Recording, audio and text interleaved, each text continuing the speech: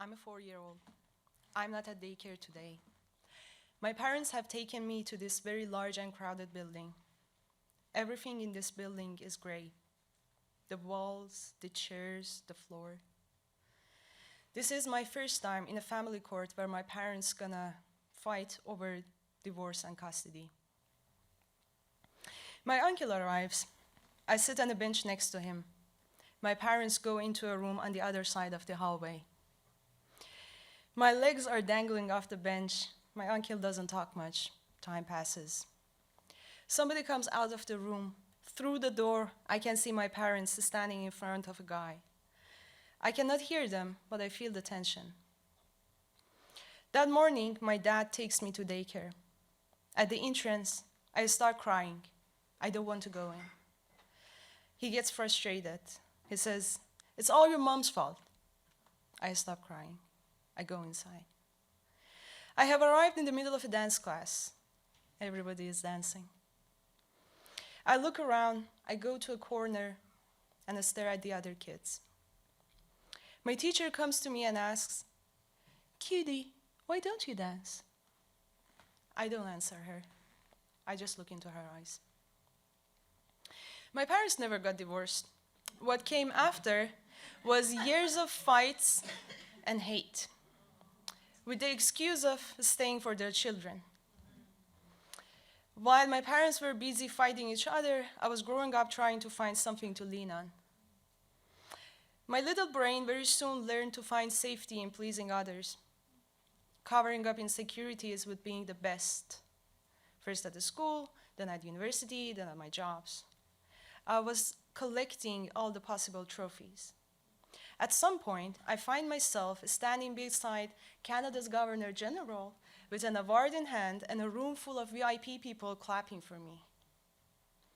The shield of being the best is working perfectly until I become a parent. Before becoming a mom, my life was running a marathon on a bright sunny day. I'm not running to win, I'm running to leave everyone else behind. I hear applause, I hear voices. "Oh, you're amazing, congratulations, wow, how do you do it?" And suddenly it gets dark, as if someone has turned the lights off. I look around, I see nothing, I hear nothing. I say, "Hello, is anybody there?" No one responds. I'm in a complete blackout. They call it postpartum depression. I call it the unbearable lightness of life. I hold my baby tight in my arms. Part of me is filled with joy and excitement about this little baby. Part of me is filled with deep down questions and restlessness. Am I someone's mom? Who am I?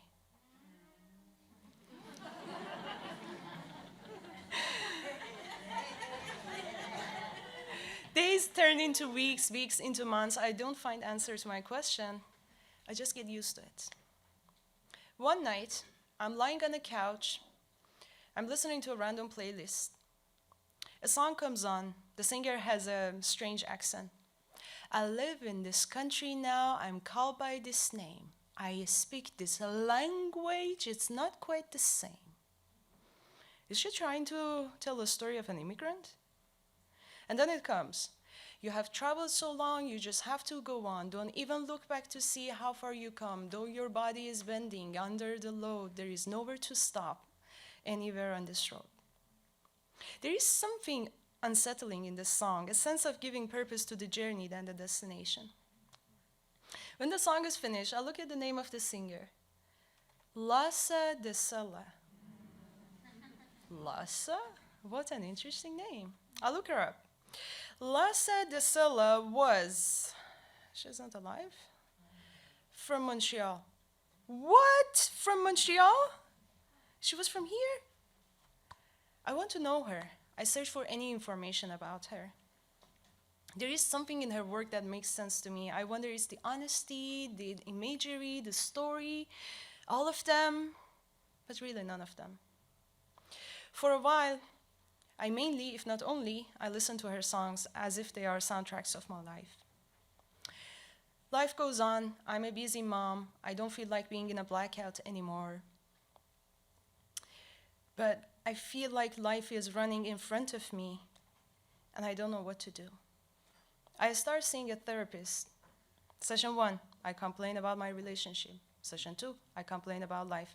Session 3, I complain about existence in galaxies. Session 8, I'm about to complain that my therapist stops me and says, "You don't want to talk about yourself, do you?" That was a wake-up call.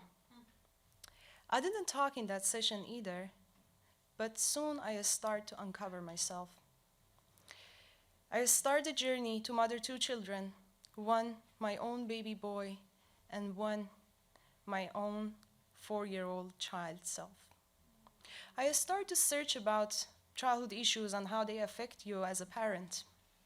They say, parenting will resurface unresolved childhood issues. They say, spending time for 1 week with a toddler gives you the self-awareness that is equivalent of spending 6 months in solitude on top of mountains.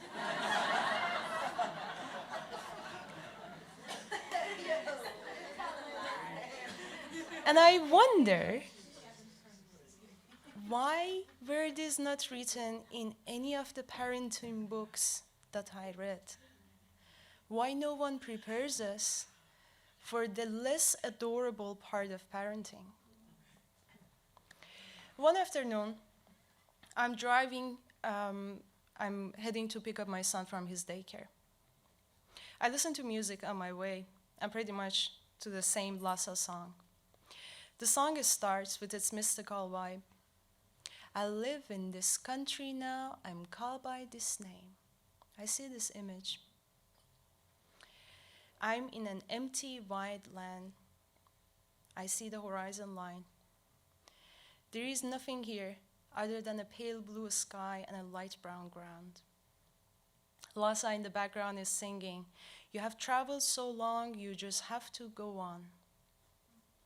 I see myself in that mystical land, and I see my 4-year-old self standing in front of me, looking at me with a smile, a knowing smile. I park the car. I go inside the daycare. Inside, my son sees me. He runs toward me to hug me. I sit down and open my arms for him.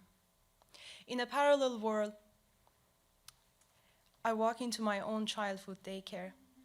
I find my 4-year-old self standing in a corner, looking at dancing kids.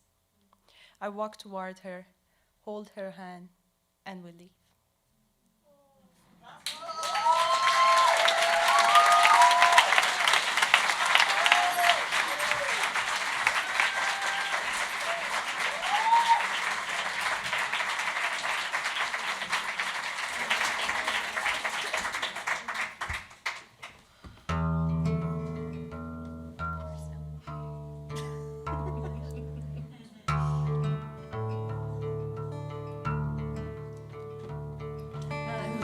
This country now, I'm called by this name. I speak this language, it's not quite the same. For no other reason than this is my home. And the places I used to be far from are gone.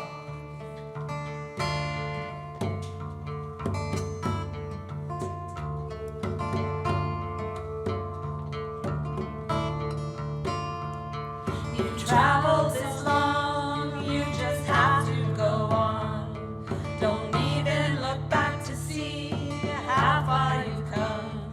Though your body is bending under the load, there's nowhere to stop.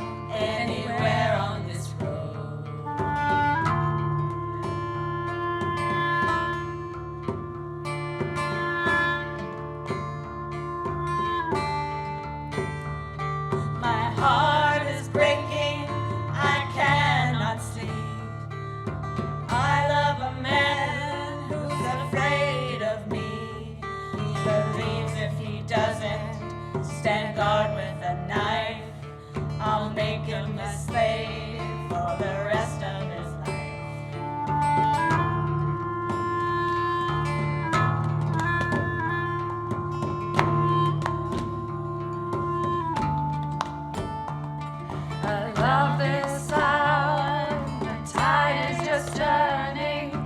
There will be an end to the longing and yearning. If I can stand up to angels and men, I'll never get swallowed in darkness again.